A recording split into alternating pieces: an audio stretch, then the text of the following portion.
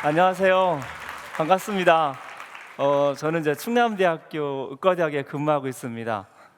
대학 들어와서 3년째 영접을 하게 됐습니다. 제가 처음 캠퍼스에 들어갔을 때 성경 공부를 이렇게 시켜주시는 좋은 분들이 계셨습니다. 성경을 이제 교양으로 한번 저도 궁금하니까 배우자고 그래가지고 했는데 제가 예수님 영접하는 것을 3년이나 미뤘습니다. 그 이유 중에 이제 대표적인 이유는 의심 때문에 그랬어요. 제가 윤리적이고 도덕적인 이런 성경 구절은 저도 이해하고 저도 공감하는데 사실 제 속에 죄책감도 많이 있었고 열등감도 많이 있었는데 그것을 어떤 착한 일을 함으로써 보상받고자 하는 어떤 제 심리가 있었던지 좋은 구절은 저도 동의하고 나도 이렇게 착한 일을 하고 싶다 그건 동의했는데 뭔가 제가 지금까지 배워온 이제까지의 학문의 틀 어떤 과학적인 어떤 그런 부분에서 성경이 맞지 않는 것 같은 이것 때문에 한 3년 정도, 2년 이상을 미루다가 예수님을 영접했습니다. 근데 이걸 다 해결했기 때문에 영접한 건 아닙니다. 예수님 그분이 나를 위해서 죽으시고 그분이 십자가 때문에 제가 구원받았다는 사실을 인격적으로 제 마음속 깊이 받아들였기 때문에 그분을 신뢰하기 때문에 영접을 하게 된 겁니다. 근데 이런 의심은 계속 갔습니다. 여기 배 한 척이 보이죠? 저거는 저의 이제 과학적인 어떤 그런 배예요. 제 마음은 예수님을 따라서 출발하고 있는데 한 구석 학문 쪽 영역은 혹시 틀리면 언제든지 샛길로 빨 수 있는 배를 좀 이런 의심하고 싸웠습니다. 성경에 대한 의심. 저는 이제 여기 오신 분들은 아마 그런 의심이 없이 잘 그런 믿음을 가지셨던 훌륭하신 분이라서 혹시 의심이 있다 하면은 그것도 괜찮다고 생각이 듭니다. 왜냐하면 더 좋은 믿음을 갖기 위한 어쩌면 그 출발점이 될 수 있다고 생각이 됩니다. 이런 의심을 하고 있다가 제가 이제 한동안 잘 모르지만은 이걸 잊고 지내고 있었는데 이 그림은 우리 많이 보는 그림이죠. 교과서에 많이 실리는 그림입니다. 저는 이제 아프리카 갈 기회가 있었습니다. 의료봉사를 할 일이 있어서 갈 기회가 있어서 제가 이제 아프리카 가면은 도대체 기린이 어떻게 살고 있을까? 저도 굉장히 궁금했습니다. 이 그림을 보시면은 잘 아시는 것처럼 기린이 이 다윈의 가설 속에는 자연 선택설을 설명한 가설입니다. 여기 보시면 기린이 목이 긴 기린하고 짧은 기린이 같이 있는데 가뭄이 들어서 풀도 없고 그래서 나뭇잎밖에 먹을 수밖에 없는데 공교롭게도 이 나뭇잎이 굉장히 높아요 지금. 그래서 목이 짧은 기린은 이제 도태돼서 멸종할 수밖에 없고 목이 긴 기린이 살아남았다. 이런 과정을 자연 선택을 반복하게 되면은 새로운 종이 출현할 거다. 이런 것이 이제 진화의 개념을 설명하는 대표적인 교과서의 그림이었습니다. 저도 이 그림을 계속 보고 있었고 이게 도대체 어떻게 될까 생각을 많이 했었는데 제가 실제 아프리카 가서 사진 제가 찍은 사진입니다. 그거는요. 뭐가 좀 틀립니까? 저는 처음에는 이 사진을 제가 봤으면 이 사진이 틀린 줄 알았을지도 모르겠습니다. 저는 이제 고등학교, 대학 때까지 정말 학교하고 집 밖에 안 해가는 소위 말하는 범생이었기 때문에 선생님이 딱 보여준 사진은 그게 진짜이고 현실 세계도 진짜인 줄 알고 이 사진이 틀렸을 거라고 제가. 그런데 제가 실제 아프리카 가서 보니까 그렇지 않은 거예요. 여기 보시다시피 이 기린이 먹고 있는 이 나무는 크가 그렇게 크지 않습니다. 높지 않은 나무도 있고 아주 큰 나무도 다양하게 있습니다. 다시 앞에 사진을 보면요,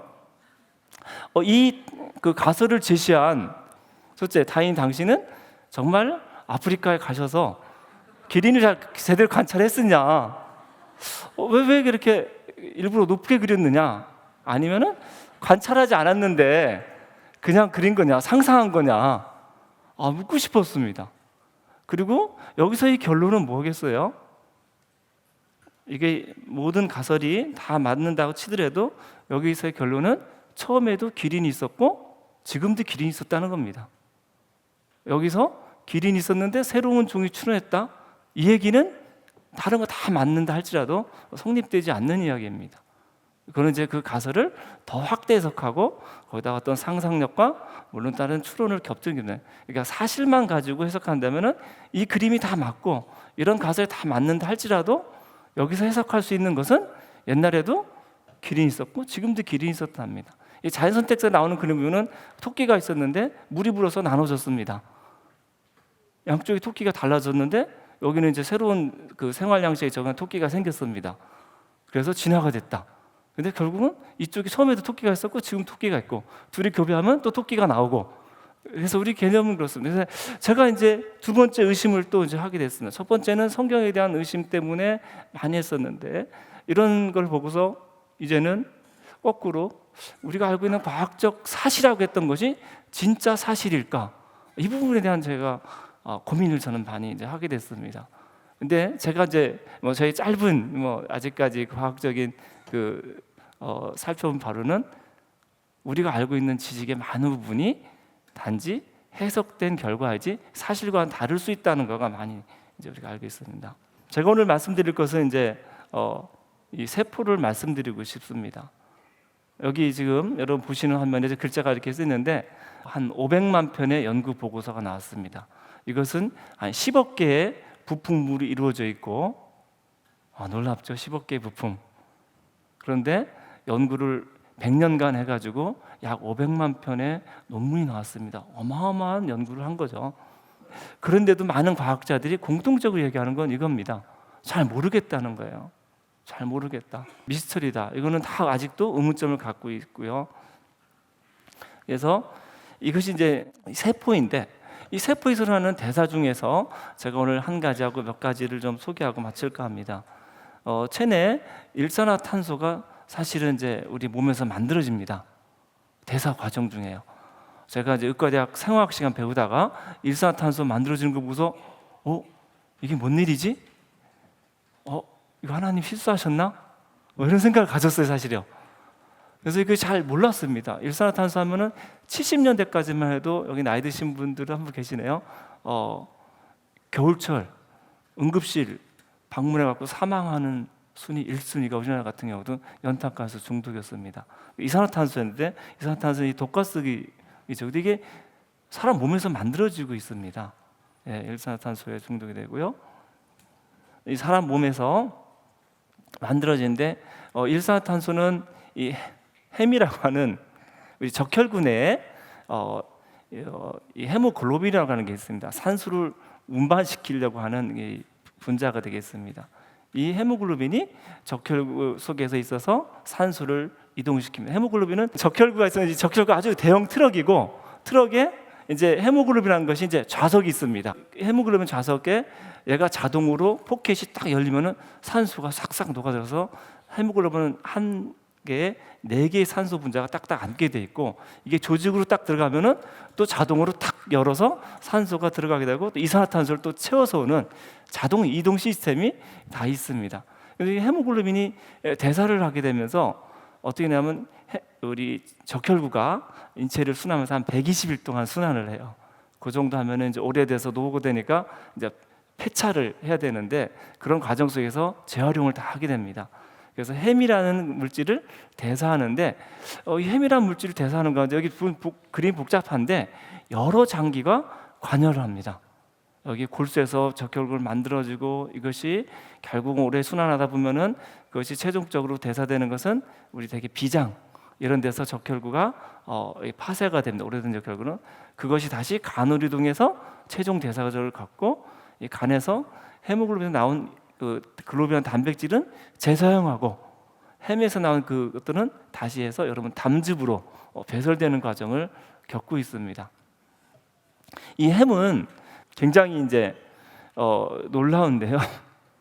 왜냐하면은 중금속, 철은 중금속이 우리 헤모글로빈 철이 들어가 있습니다. 철은 중금속인데 이 중금속은 우리 몸속에 그냥 들어가 있고 이온 상태에 있습니다. 이건 굉장히 뜨거운 불과 같습니다.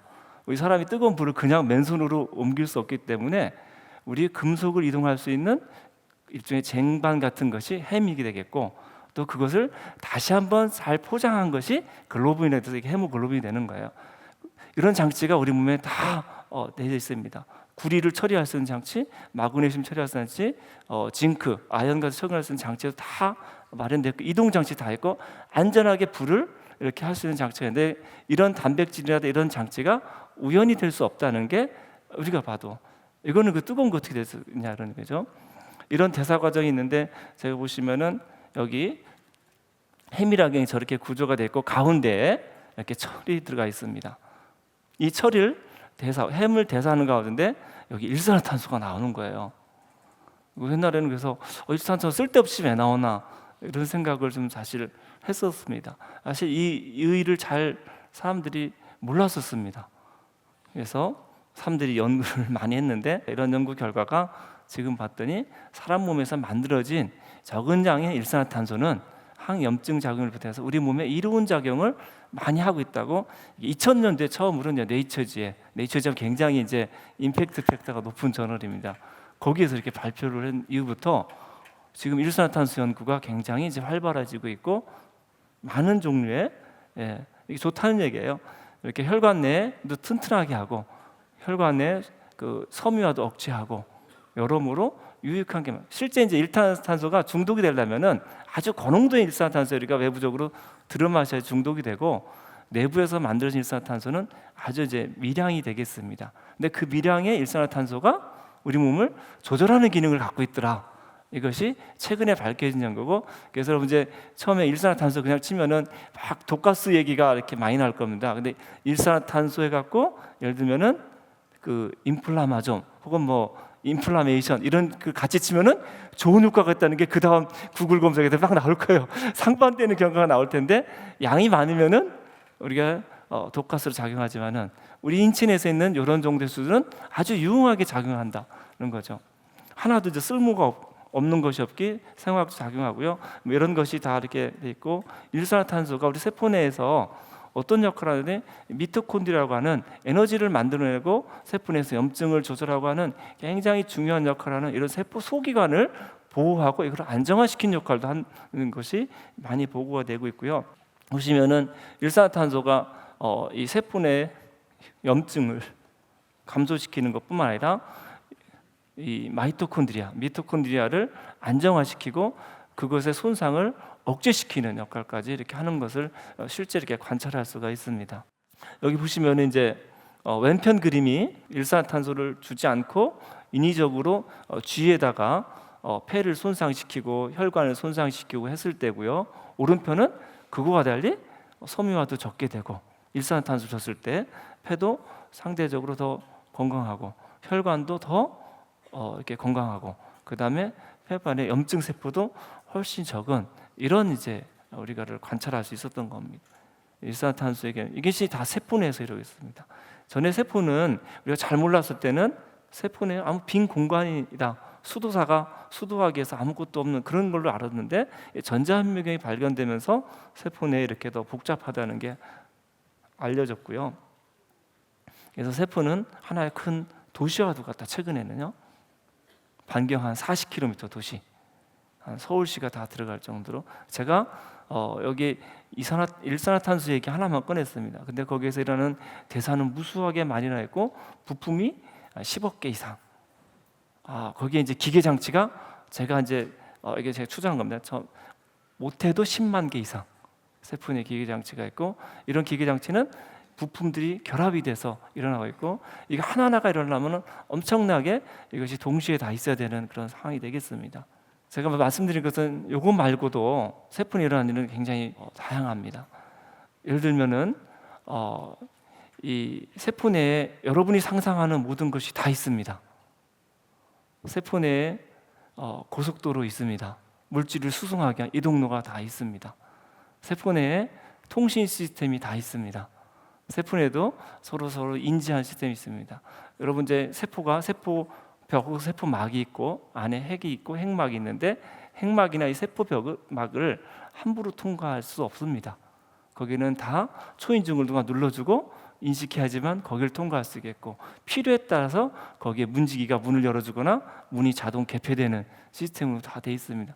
세포 내에 저장 창고도 있고 세포 내에 오래된 것을 이제 다시 재활용하는 처리 시설도 있고 세포 내에 대단히 공장도 있고 세포 내에 에너지를 만들어서 하는 원자력 발전소 이상 되는 효율 좋은 우리 미토콘드리아에서 에너지 대사 장치도 있습니다.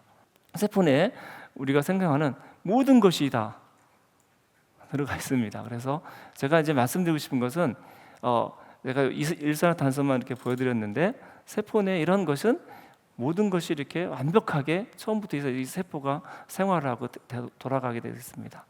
그래서 이것은 하나만 있어갖고 하나씩 뭐가 준비되고 그런 것이 아니라 세포 전체에서 되고 이 세포가 모여서 하나의 조직이 되고 이런 과정 속에서 이것이 서로 유기적으로 또 연계가 돼야지만 생명 활동이 되기 때문에 굉장히 이것은 고도로 아주 스페시파이 되고 우리가 이제 복잡하다, 특수하다, 그리고 목적성이 있다, 그리고 기능성이 있다 이렇게 표현합니다.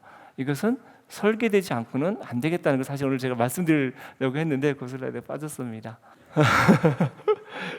오늘 제가 말씀드리고 싶은 것은 저는 세포 하나만 봤는데도 그랬습니다. 근데 더 많은 연구를 한 것은 우리가 아직 모르죠. 그래서 많이 밝혀질수록 어려움을 더 우리가 깊은 그 세계 속에 우리가 들어갈 거라고 생각이 됩니다. 제 얘기는 오늘 여기까지 마치겠습니다. 감사합니다.